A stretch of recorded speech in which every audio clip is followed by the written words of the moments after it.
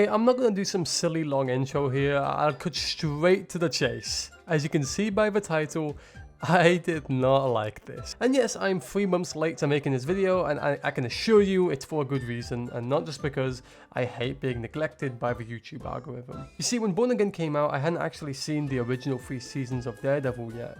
And you may be wondering how a guy like me who has consumed like every single piece of comic book media content that's out there has not taken the time to see Daredevil. And the answer is, I don't know, I just never really got around to it. Until they showed the trailer for Born Again and it kind of reignited my interest in the series. And I was like, hey, that looks kind of cool. And then it just started airing and then I was like, hey, it looks kind of fun over there.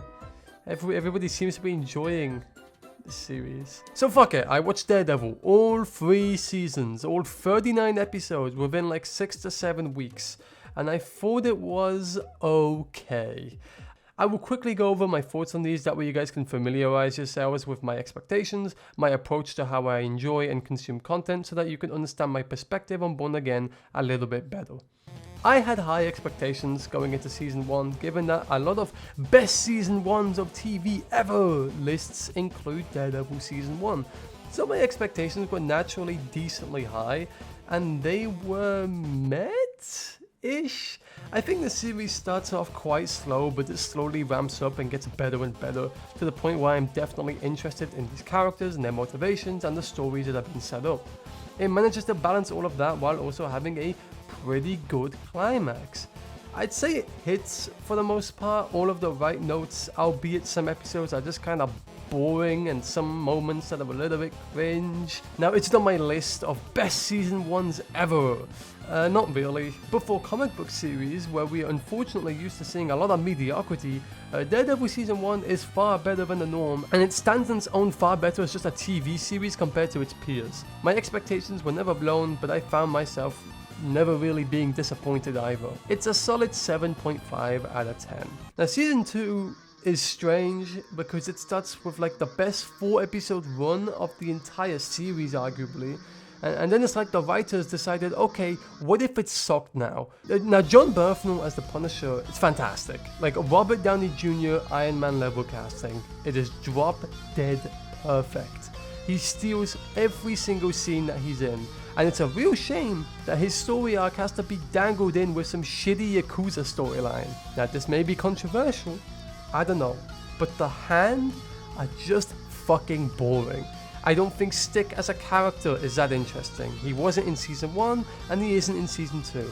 And an even less interesting character would be Elektra, who shares center stage in season 2, and these two play alongside the Hand, playing such pivotal roles in this season, and it's just so boring. And it sucks even more when the same season has another storyline happening at the same time that is just so much more interesting. Overall, this one is kind of messy and it just doesn't really work for me. 6 out of 10, thank goodness for John Bernthal as the Punisher. But then we get to season 3, and man, I'm gonna say it, man, season 3 is some fucking elite television. This is where Daredevil really hits its stride, and it creates probably the best season of a comic book TV show, probably. Season 3 serves as a bit of a soft reset for the show after season 2 kind of felt all over the place, and it felt incredibly refreshing for season 3 to just take a step back and focus on a singular storyline that puts more of a focus on its characters instead. I loved the tone, even stuff like the religious themes that had a lot more of a presence in its final season. The character arcs feel great, and I really think it all comes together in a fantastic climax that kind of puts a nice bow on the series. Overall, 9 out of 10. Oh my god, I can't wait for Daredevil season 4. So, season 4. Born Again. Daredevil's big return, this time in the MCU, although technically the first series was also in the MCU, but whatever. Felt like there was a lot of pressure on Marvel to get this one right, because unlike Marvel's previous shows, this one actually has an already established audience, which also means already established expectations. So the question is, how do you follow up Daredevil season 3 7 years later? And the answer is quite easy, actually, but Disney just kind of fucking suck. Now let me be clear, I am aware of the issues this series faced in production. They had an entire creative overhaul about halfway through filming, change the directors and the writers or whatever, and they had to make do with what was already filmed because they'd already filmed 2/3 of the season. So hey man, good luck with that. And I understand this is not an easy task for the new team to come in and basically salvage what was originally a pretty fucking terrible show. But with that being said, I am only here to talk about the end product. I am sorry about the production issues, but look, if Disney and Marvel were confident enough to release this, then it's anyone's game. I did not watch Daredevil Born Again with the knowledge that, oh well, Karen was meant to be dead in the original vision of the show, that's why she doesn't show up here, or the reason as to why they killed off Foggy or any of that, because neither did the general audience. So I'm sure the people who had tapped into the creation of the show were a little bit less harsh, but unfortunately I avoided all spoilers, so I was not biased.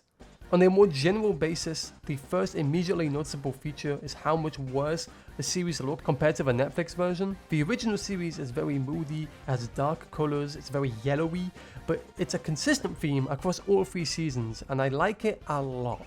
It's aged really well, and you can tell a lot of effort went into making it look, well, visually pleasing, I guess. Putting it bluntly, Born Again looks like shit. And not just the color grading, which yes, gets completely Disney Plusified and I fucking hate it, but also the CGI. Born Again sees a bit of an over-reliance on CGI, far more than the original series, and I just fucking hate it. I despised it a lot actually. I've seen a lot of praise for the first 15 minutes of Born Again, and I'm sorry, I just didn't enjoy this at all. Just looks terrible. It might be the first time I've seen a one-shot take that I hated because it looks so wrong.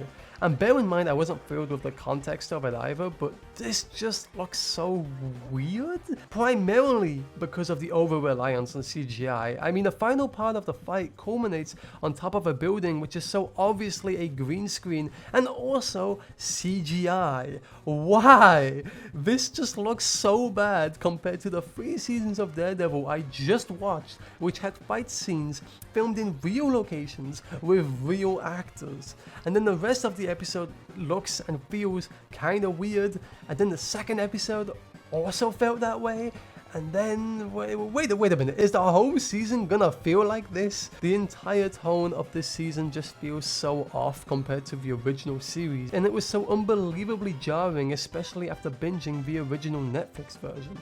Not just in the way it's filmed, which for some reason uses a ton of shaky cam for no reason, but the dark moody colours that were ever present in the original series are just gone now. The writing, it just feels weaker. I mean, what the fuck is this supporting cast? I'm sorry, but the supporting cast of this season just sucks. I do not remember any of their names. I do not care for any of them. Where the fuck is Karen? Punisher showed up for one scene in episode 3. That was cool. Did it amount to anything? Not really. It was just there to set up his return in the finale. What the fuck was that? Who the fuck decided to kill Foggy? What the hell is this? Truthfully, I hope that the large majority of this supporting cast gets completely cut in season 2, and I hope the new team just completely Thanos snaps them out of here because they genuinely add nothing. Fisk was at least a little interesting, but even then he falls victim to this series' biggest problem, and that is the fact that nothing fucking happens.